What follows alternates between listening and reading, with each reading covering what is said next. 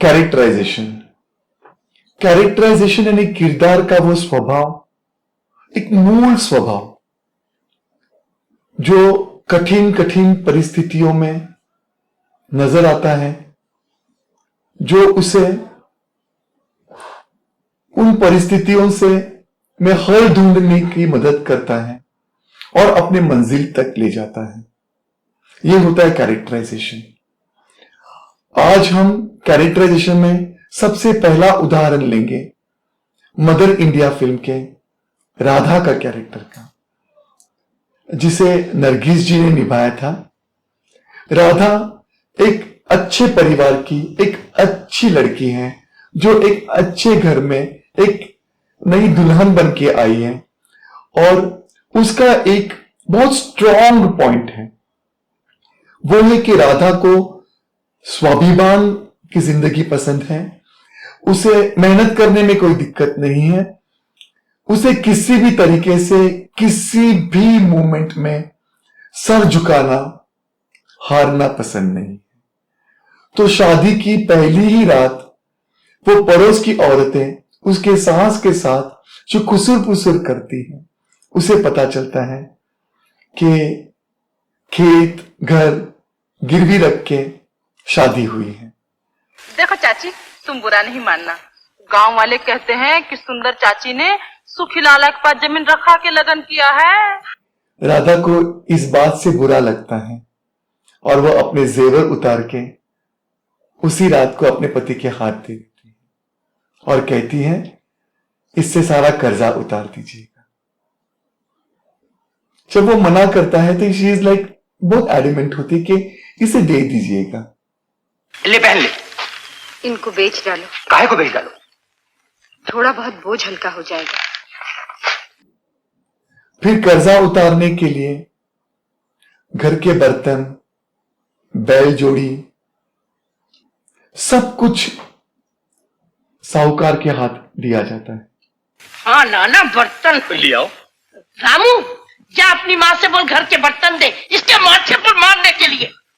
फिर वो अपने पति के साथ बैल की जगह वो खुद हल को खींच रही है, स्वाभिमान की जिंदगी जी रही है। जीवन है अगर जहर तो पीना ही पड़ेगा। जब उसका बच्चा जिद करता है कि वो अपनी फेवरेट थाली नहीं देगा,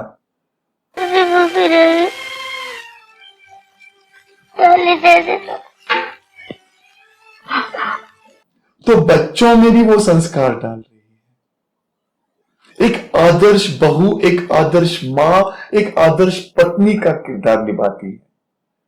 और एक कठिन रास्ते पर चलते हुए वो अपने पति को खो बैठती है, फिर भी अपने बच्चों के साथ है, उनको आगे ले जा रही है।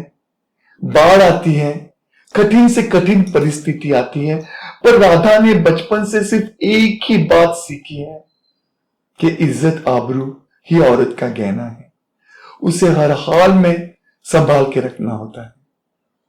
राधा की ये सीख, ये शिक्षा उसके साथ जुड़ी है। पर राधा जब मां है और अपने एक के बाद एक दो बच्चे गंवाने के बाद जब तीसरा बच्चा, उसका एक लाडला बच्चा गंवाने की जब नौबत आती है, तो यही राधा औरत से सिर्फ एक मां बन जाती है।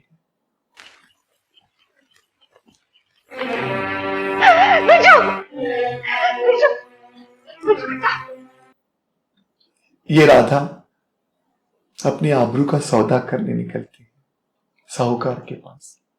मेरे बच्चे भूखे, मुझे खाना दे लाला, मुझे खाना दे, मुझे खाना दे लाला। पर राधा को एक साइन मिल जाती है मां लक्ष्मी के जरिए, ऊपर वाले के जरिए। फिर वो दोबारा मेहनत करके अपने बच्चों को संभालती, खुद को संभालती है, जिंदगी बनाती है।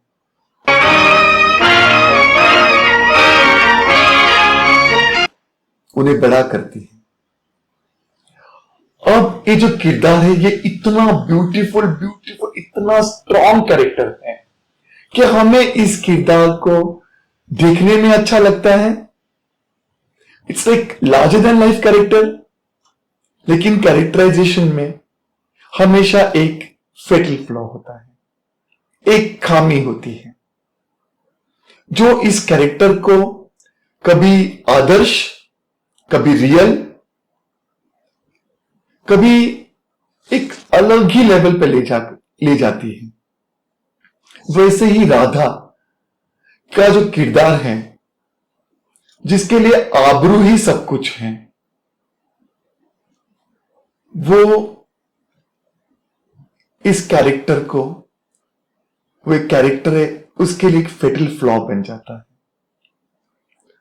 और गांव के साहूकार की जो बेटी है, जो खुद उसके अपने बेटे, छोटे बेटे बिरजू को तंग भी करती है। एक रुपया मेरे गले ना पड़, अपना रास्ता ले। तेरे बाप का रास्ता क्या? जब बिरजू उसे उसकी शादी के मंडप से उठा कर ले जाता है,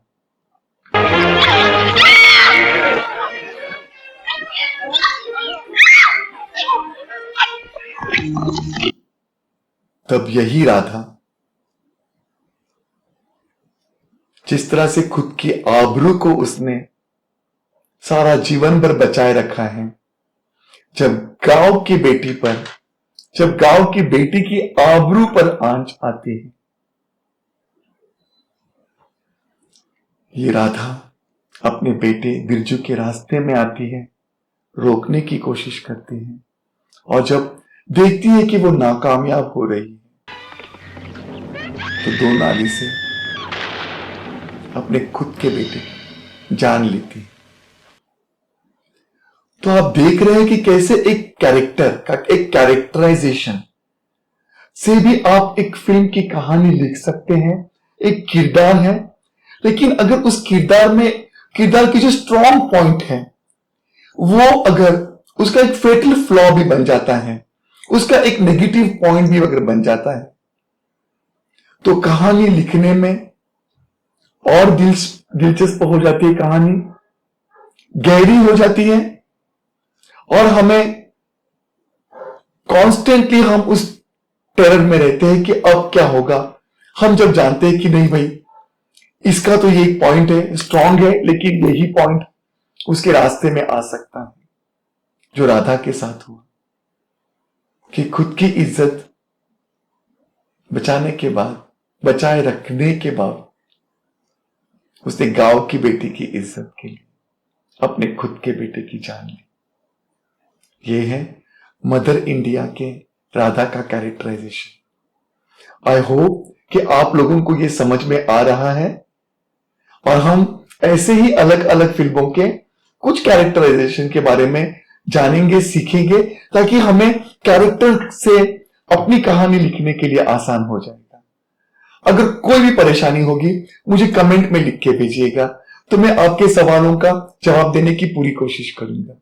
मैं रविंद्र सूर्यवंशी आशा करता हूं कि आपको कैरेक्टराइजेशन पर ये टॉपिक जो है, ये दिलचस्प भी लग रहा है, समझ में आ रहा है, आसान भी लग रहा है, और आप इससे अपनी कहानी, जो आपका जो आइडिया है, जिसमें एक किरदार जो है, उस किरदार को, राधा को याद रख के, मैं नहीं कह रहा कि आप राधा की कहानी दोबारा लिखो, अलग तरीके से लिखो, पर राधा का जो कैरेक्टराइजेशन, जो उसकी जर्नी है, जो जो उसने खोया है, पाया है, जिस तरीके से वो डटी रही है थ्रू आउट द अपनी जिंदगी, वैसे ही आपके कैरेक्टर को देखिएगा कि आपका जो कैरेक्टर है, आपके आइडिया में जो एक किरदार है, क्या उसका कैरेक्टराइजेशन किस तरीके से है, कि वो क्या चाह रहा है, उसका स्ट्रॉन्गेस्ट पॉइंट क्या है, उसका फेटल फ्लॉ क्या है, वो कब फंस सकता है, वो कैसे बच सकता है। Thank you. हाय, मैं रविंद्र